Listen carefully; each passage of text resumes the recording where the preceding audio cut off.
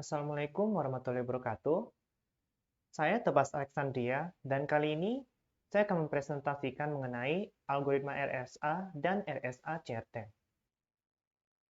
Yang pertama, saya akan membahas mengenai algoritma RSA. Jadi, algoritma RSA ini merupakan algoritma kunci publik yang paling terkenal dan paling banyak aplikasinya sampai sekarang ini. Algoritma ini ditemukan oleh 3 peneliti dari MIT. 3 diantaranya adalah Ron Rivers, Adi Shamir, dan Len Edelman pada tahun 1976. Keamanan dari algoritma RSA terletak pada sulitnya memfaktorkan bilangan yang besar menjadi faktor-faktor prima. Nah, ini propertinya dapat dilihat pada bagian samping. Jadi yang pertama, P dan Q itu merupakan bilangan prima yang bersifat rahasia. Kemudian akan dilakukan operasi N sama dengan P kali Q.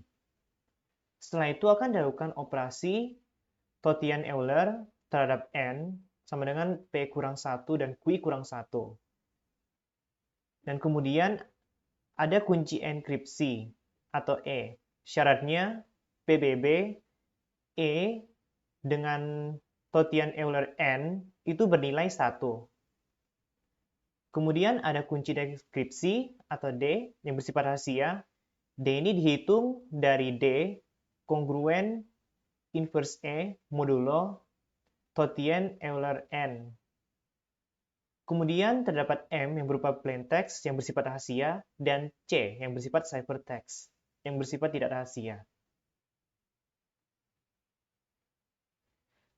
Penurunan rumus RSA. Jadi penurunan rumus RSA ini dapat diturunkan dengan menggunakan prinsip dari teorema Euler seperti di bawah ini. Dengan syarat-syarat atau ketentuan sebagai berikut. Yang pertama itu nilai A harus relatif prima terhadap N.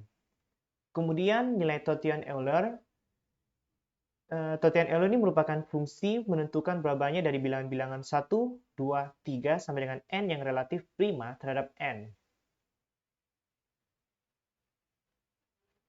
Apabila N sama dengan P kali Q adalah bilangan komposit dengan syarat ketentuan nilai P dan Q adalah bilangan prima, maka akan didapatkan fungsi seperti di bawah ini.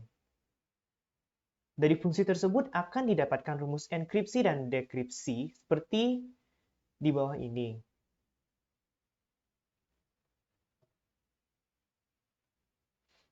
Jadi, enkripsi EM sama dengan C kongruen M pangkat E modulo N. Sedangkan dekripsi itu sama dengan M kongruen C pangkat D modulo N. Nah, ini bisa dilihat implementasi bahasa Python-nya. Jadi, yang ini untuk mengecek apakah angka tersebut merupakan bilangan prima atau tidak. Kemudian yang di samping sini, GCD itu merupakan PBB. Jadi ini digunakan untuk menentukan FPB dari bilangan A dan B.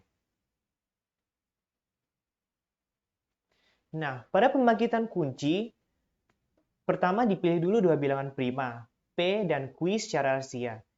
Biasanya bilangan yang digunakan di sini merupakan bilangan prima yang besar. Jadi di sini tahap pertama, hitung nilai N sama dengan P kali Q. Kemudian hitunglah nilai Tothian-Euler N sama dengan P kurang 1 kali Q kurang 1. Kemudian yang selanjutnya, pilih sebuah bilangan bulat E untuk dijadikan sebagai kunci publik. Sebut E relatif prima terhadap Tothian-Euler N.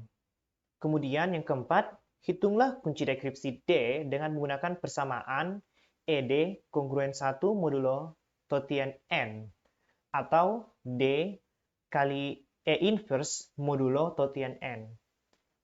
Hasil dari algoritma di atas akan menghasilkan kunci publik yang merupakan pasangan E dan N dan kunci privat yang merupakan pasangan dari D dan N. Nah, di sini bisa dilihat untuk implementasi pembangkitan kunci pada bahasa Python.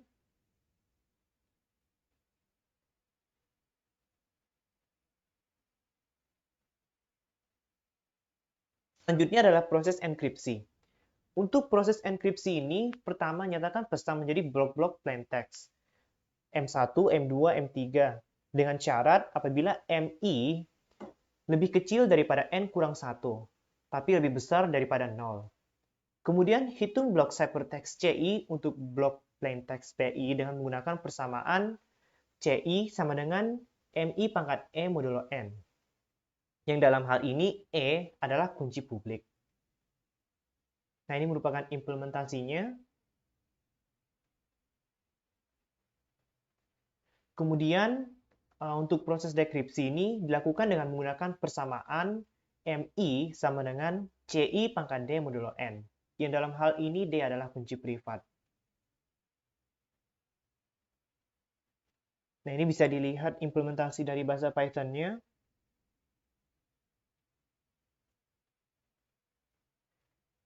Selanjutnya, saya akan menjelaskan mengenai RSA CRT.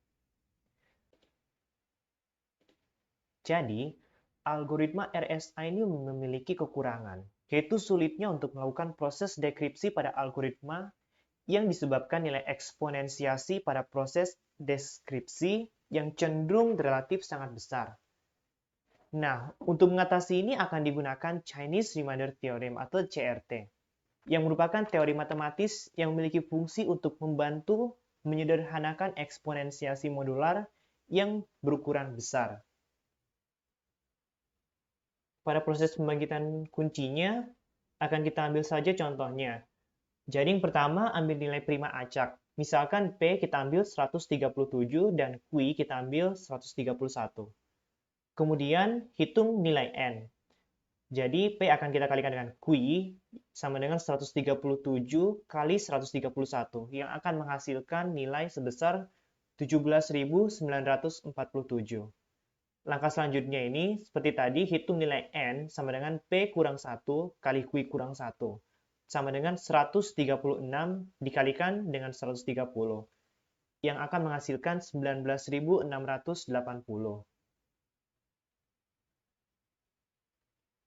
Kemudian, kita akan memilih E yang relatif prima terhadap N dengan rumus GCD EN sama dengan 1.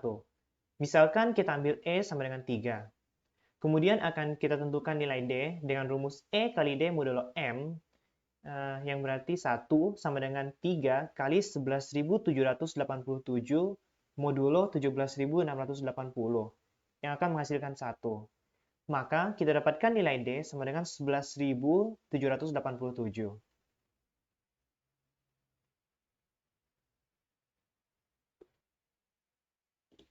Selanjutnya langkah yang ketujuh, menentukan nilai DP, sama dengan E pangkat min 1 modulo P kurang 1.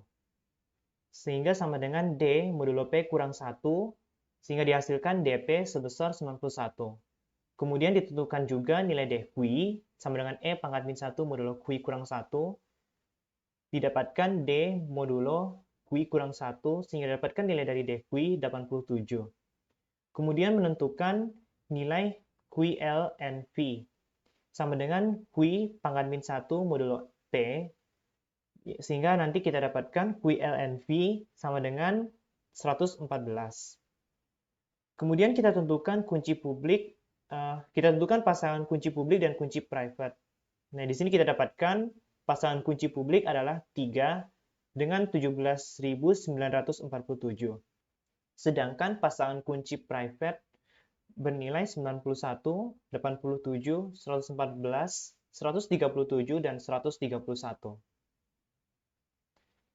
Nah, ini bisa dilihat pembangkitan kuncinya.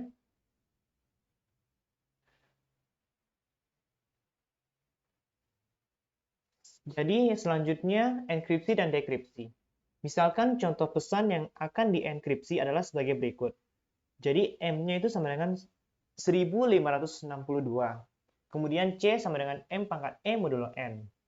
Jadi di sini C memiliki nilai 1562 pangkat 3 modulo 17.947. Sehingga akan dihasilkan 8.825. Proses untuk pendekripsian pesan ini dapat dilakukan dengan menggunakan rumus seperti di bawah ini. Jadi M sama dengan C pangkat D modulo N. Kemudian untuk menghitungnya itu M sama dengan 8.825 pangkat 11.787 dengan modulo 17.947. maka dari situ akan sangat sulit untuk mencari nilai pemangkatan dari C, sehingga diperlukan CRT untuk melakukan proses dekripsi. Untuk menentukan nilai M1 dapat digunakan cara sebagai berikut. Jadi di sini M1 sama dengan C pangkat DP modulo P. Kemudian M1 ini akan jadi 8.825 pangkat 91 modulo 137. Untuk memangkatkan nilai besar ini dipakai CRT dan membagi-bagi nilai pemangkatannya. Maka diperoleh M1 sama dengan 55. Untuk menentukan nilai M2 dapat digunakan cara M2 sama dengan C pangkat D Hui modulo Hui. Sehingga didapatkan 8.825 pangkat 87 modulo 131. Untuk memangkatkan nilai besar ini dipakai CRT dengan membagi-bagi nilai pemangkatannya. Maka diperoleh M2 sama dengan 121. Untuk menentukan nilai H akan digunakan cara H sama dengan Q ln V M1 kurang M2 modulo P. Sehingga didapatkan 114 kali 71 modulo 137. Sehingga didapatkan 11. Cara menghitung hasil dekripsi dapat dilihat M sama dengan M2 tambah H kali Q. Jadi M sama dengan 121 tambah 11 kali 131. Sehingga didapatkan hasil dari M itu berupa 1562. Nah, ini bisa dilihat proses dari enkripsi dan dekripsinya dengan menggunakan bahasa Python. Perbedaannya pada dekripsinya dengan tadi yang algoritma RSA ini, terdapat tambahan dari parameter pada fungsi dekripsinya. Nah, sekian penjelasan dari saya mengenai algoritma RSA dan RSA CRT. Saya ucapkan terima kasih.